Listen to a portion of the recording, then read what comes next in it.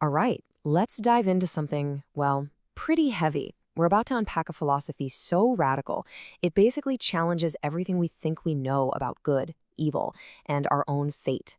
It's a way of looking at the world that asks you not just to accept your destiny, but to actually love it. And it all comes from this fascinating figure known only as the last thinker. This quote, wow, it just lays it all out, doesn't it? He's not saying, hey, just ignore the ugly parts of life. Not at all. It's a powerful statement that the real goal is to find beauty not in spite of the hard stuff, but because of it. It's a philosophy of saying yes to absolutely everything, no exceptions. So for this last thinker, this whole new way of seeing the world was actually a personal goal. It was a gift he wanted for himself. The point wasn't to change the world, but to radically change how he perceived it, to see the unchangeable nature of things as this beautiful, unfolding truth. And that brings us right to the core of it, amor fati. It's Latin for love of one's fate. But listen, this is not about just sitting back and being like, oh, well, guess this is my life now. No, it's an active, enthusiastic, full-throated embrace of your entire destiny, the good, the bad, and especially the ugly. All of it.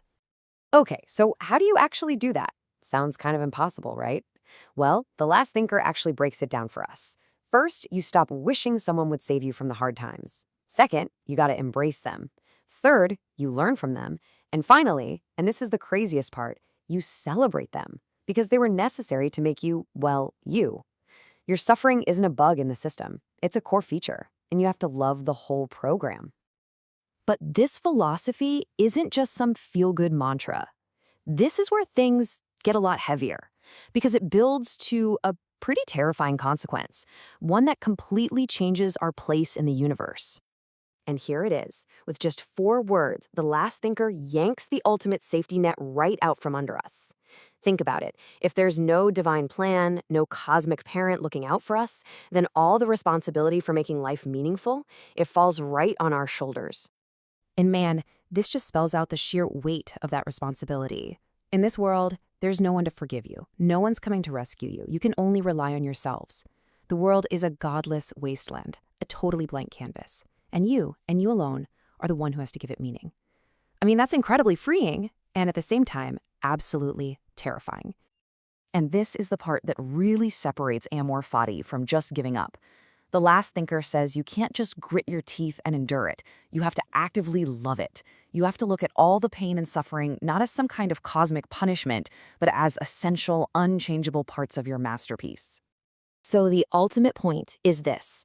When you affirm every single detail of your life, when you stop wishing anything was different, you're slammed with the terrifying freedom of self-creation. You become the author of your own existence. A powerful and, yeah, a really daunting idea. Okay, I get it. This all sounds super abstract, right? Pure philosophy. But what if I told you there's a modern example of this whole idea in action, but taken to its absolute horrifying extreme? And I can almost guarantee you the answer is not what you're thinking. That's right. The most chillingly perfect embodiments of the last thinker's philosophy isn't a philosopher or a poet. It's Superman's arch nemesis, the cosmic intellect known as Brainiac. But to see how a comic book villain could possibly represent such a deep idea, we gotta go way back to his pretty simple, almost silly beginnings. Because, trust me, this character did not start out as a profound thinker. When Brainiac first showed up in 1958, he was a classic, campy villain. I'm talking a green-skinned alien named Vril Dox who traveled with a pet space monkey named Coco. A space monkey. His name was literally just Brain and Maniac smashed together. And his big evil plan? Shrink cities, put them in bottles, and take them home. Yeah, a long, long way from cosmic philosophy. But over the decades, this simple villain started to change. A lot. He was deconstructed and rebuilt again and again by different writers. And each time he came back, well, he was something much, much scarier. He was on his way to becoming a machine god. And you can see that whole journey right here. He starts as the pulpy green alien. Then he gets rebooted into an advanced android with those classic terminals on his skull. After that, his mind gets digitized into this creepy, skeleton-like robot conqueror.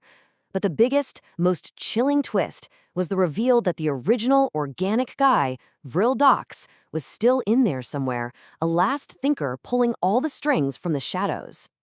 See, this Vril Dox wasn't getting his own hands dirty. He used these robotic drones, his shadows, to do his bidding. And I love this description of them. They were like a coin without a picture. Functional, but completely soulless, just extensions of his will. And get this, one of these empty shadows was even the one responsible for letting Krypton be destroyed. And this is where it all clicks into place.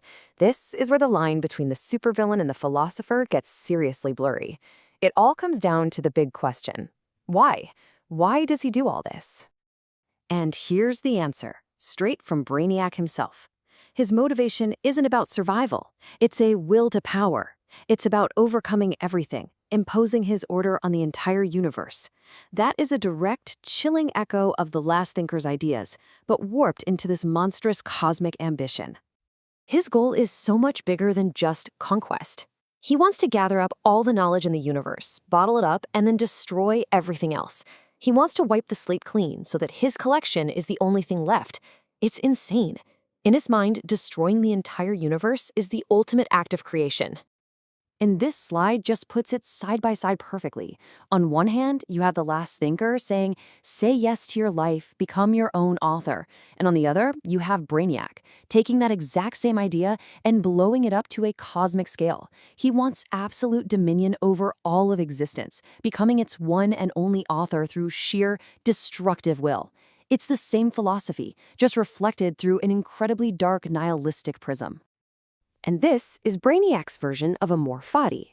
He loves the cosmic cycle of destruction that he himself creates. He wants nothing to be different. He affirms this eternal recurrence of fire and ice, knowledge and dust.